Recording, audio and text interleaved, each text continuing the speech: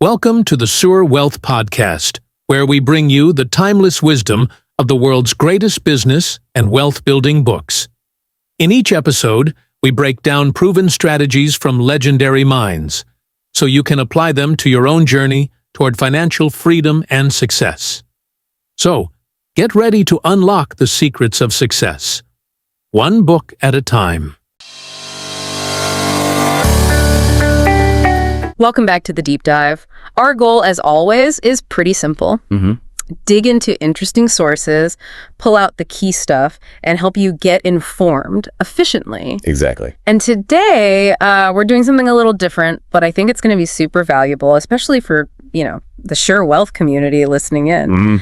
We're diving into James Clear's Atomic Habits. Now, lots of people know this book for, productivity hacks, right? Right. Personal development staples. But we're twisting the lens. We're looking specifically at how its ideas can help you build wealth. Yeah, forget just, tidying your desk. Yeah. We're jumping into chapters 18 through 20, what Clear calls advanced tactics. Advanced tactics, okay. And we want to see how these, more sophisticated ideas about habit formation really apply to your financial life.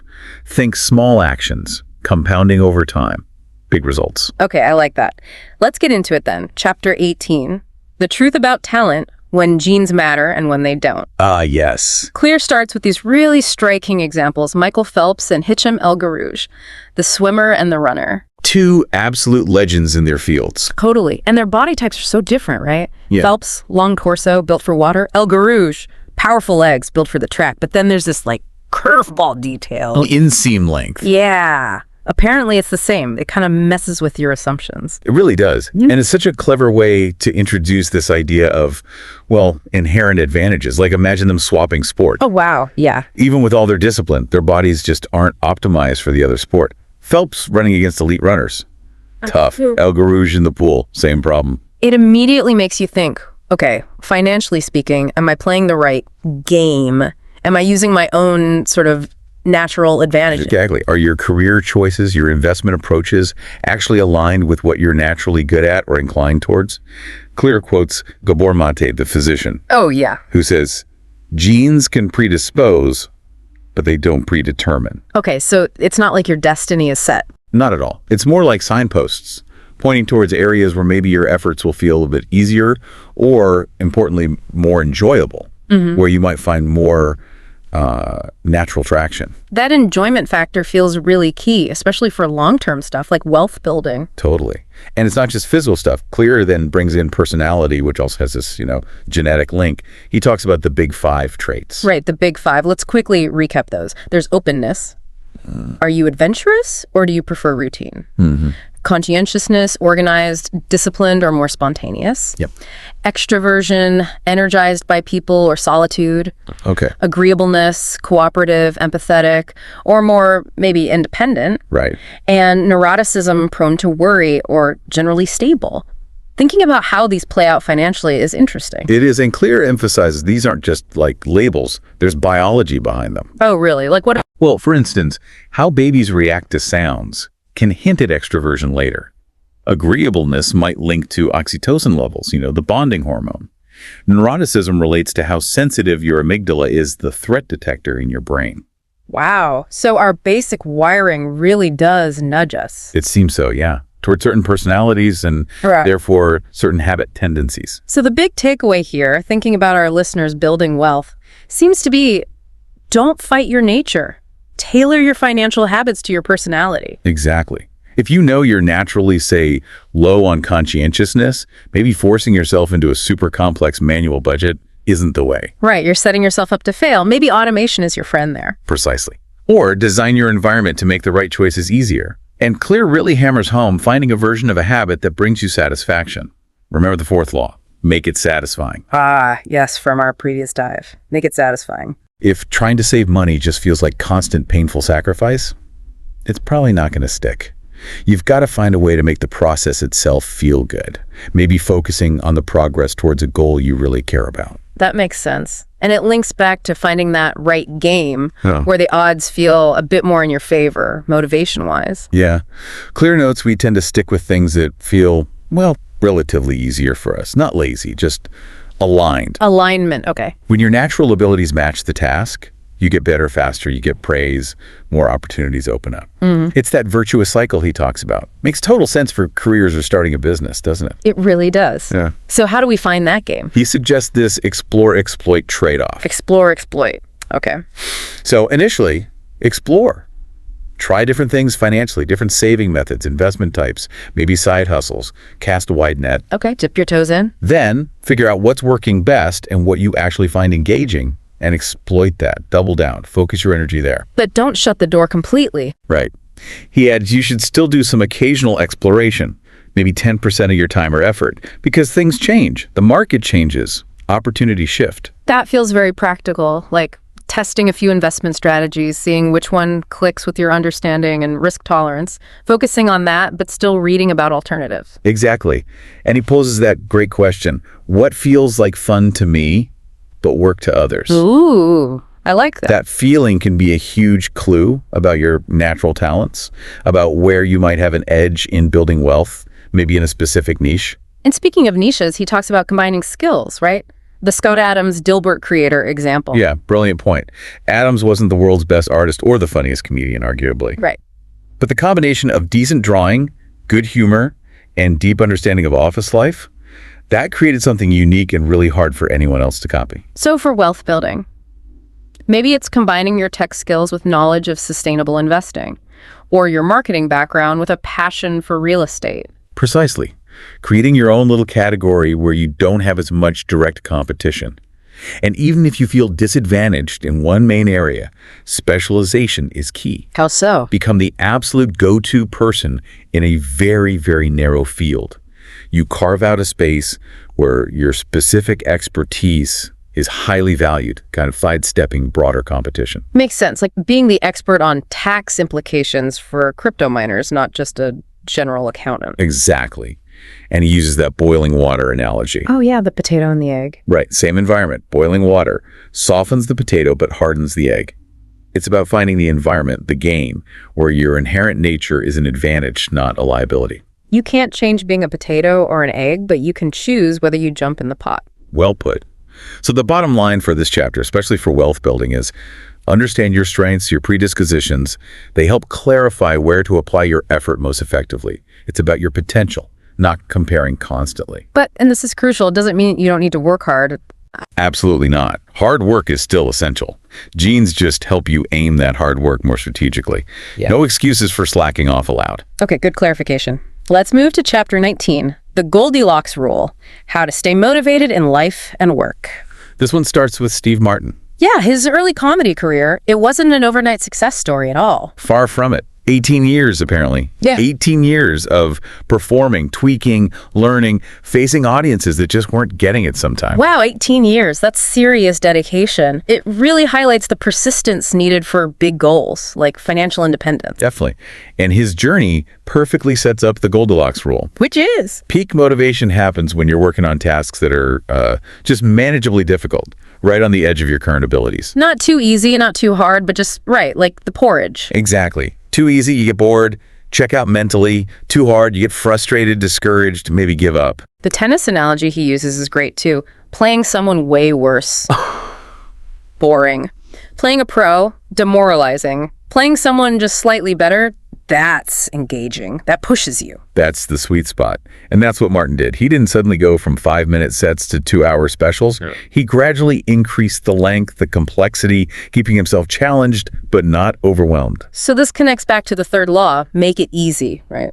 Start super simple with a new habit. Yes, make it almost laughably easy to start. But then, crucially, you need to gradually ramp up the difficulty in small steps to stay engaged over the long haul. That's the key to sustaining it. And that's where you can hit that flow state, being totally absorbed in something challenging but doable. Yeah. He mentions that sweet spot might be around like 4% beyond your current skill level. Just a little stretch. But what about, well, the opposite of flow? What about boredom? That seems like a huge killer for long-term habits, especially financial ones like saving month after month. Oh, absolutely. Clear tackles this head on. He shares that anecdote from the weightlifting coach. Yeah. The coach said the difference between the best athletes and everyone else isn't necessarily talent or passion, but their ability to handle the boredom of daily training, showing up even when it's monotonous. Wow. That really flips the script on discipline. It's not always about excitement. Sometimes it's just enduring the routine. Grinding it out. Because even the most successful people lose motivation sometimes. The pros still show up. That discipline and sticking to your savings plan, your investment strategy, even when it feels dull, that's huge. Because the novelty wears off, doesn't it? That initial excitement for a new budget app or investment platform fades. It does. And that's when we're tempted to jump ship, try the next shiny thing, maybe before the first strategy even had a chance to work. Claire talks about variable rewards combating this, right? Yeah, like in video games or slot machines. Yeah. That unpredictable payout or new level keeps you hooked because you never know when the reward is coming. Like maybe checking your stock portfolio too often, hoping for a sudden jump. Could be. Variable rewards amplify examining cravings. They make things more enticing. But, clear conscience, you don't necessarily want variable rewards for all habits. Right, like paying bills, consistency is good there. Definitely want that on autopilot. But the core idea of the Goldilocks rule, finding that zone where it's challenging enough to be interesting but not so hard you quit, that balance applies to growing a business, learning new investment skills, pushing your savings rate higher over time. It's that sweet spot of desire, that mix of success and needing to strive more. Exactly. But ultimately, for those really long-term foundational habits, Clear's conclusion is powerful. You have to eventually fall in love with boredom. Fall in love with boredom, that's a tough ask. It is, but it's about embracing the process, the consistency, knowing that the mundane, repeated actions are what build mastery and lead to the big payoffs down the road. Okay, which leads us nicely into the last chapter we're covering, chapter 20, the downside of creating good habits. That title alone kind of makes you stop and think. It does, doesn't it? Yeah. Because we think habits good, full stop. Right. But Clear argues that while habits are essential, they automate the basics, freeing up brain power for harder stuff. Which is crucial for mastery. There's a flip side. Once something is automatic, you can become less sensitive to feedback. You might just keep doing it the same way, mindlessly, even if it's not optimal anymore. Performance can actually plateau or even slightly decline once a skill is truly mastered and becomes automatic. Think about your commute. You do it without thinking, but are you actively looking for better routes anymore? Probably not. That's a great point. So, applying that to finance, maybe you automated saving 10% years ago, and it became so automatic you never revisited if 10% is still the right amount, or if your investment mix needs adjusting. Exactly. You hit good enough and stop optimizing. Which, Clear says, is fine for some basic things. But if you want to maximize your potential, especially financially, You need more than just automatic habits. you need habits plus deliberate practice, that conscious effort to analyze, improve, and adapt. Habits plus deliberate practice, mastery. Mastery isn't just doing the same thing well. It's about constantly layering improvements, getting better over time. But that requires staying conscious of your performance, not just drifting on autopilot. So how do we fight that drift? Reflection and review. That's the antidote. Clear uses this amazing example. The 1986 LA Lakers. Showtime Lakers. Okay. Pat Riley implemented this system called Career Best Effort, or CBE. This was a team already winning championships. Right. Already at the top. But Riley tracked tons of individual stats for each player, going way back, comparing them not just to their own past, but to league leaders.